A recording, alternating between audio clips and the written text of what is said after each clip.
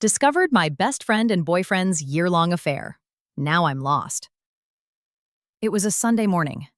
The kind where you linger in bed too long, listening to the coffee maker gurgle downstairs and the neighbor's dog bark at nothing.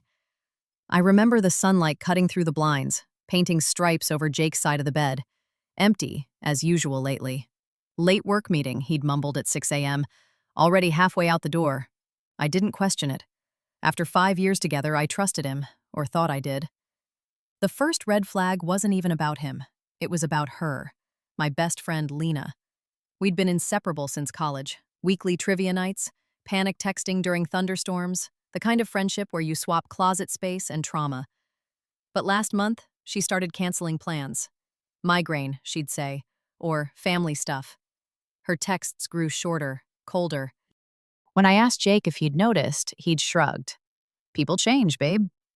Then came the scent. Jake's hoodie, left on the couch, smelled like her perfume. Vanilla and jasmine. The same one I'd gifted Lena for her birthday. When I held it to my face, stomach hollowing, he laughed. You're imagining things. That's just my new cologne. But the lies piled up. Receipts for dinners at places we'd never gone. Charges for hotels downtown. Team bonding, he said. Client dinners. I stared at his phone, lighting up with notifications he'd angle away from me.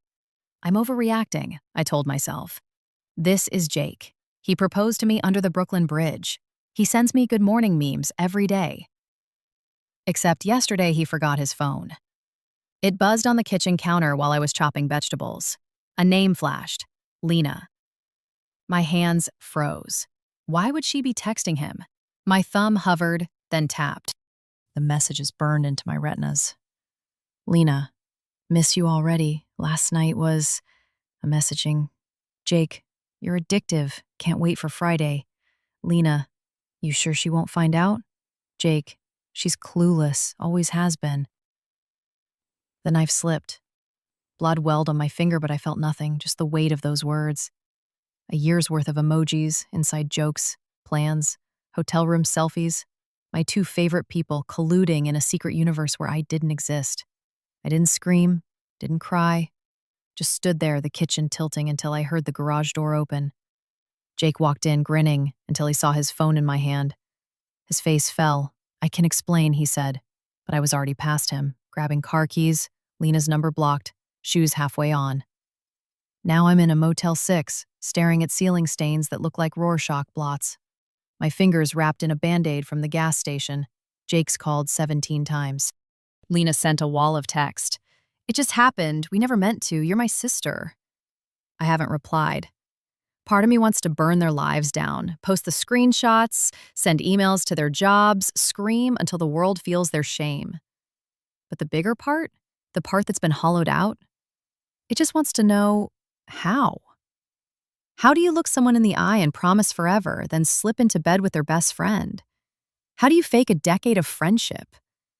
Was every laugh, every tear a performance?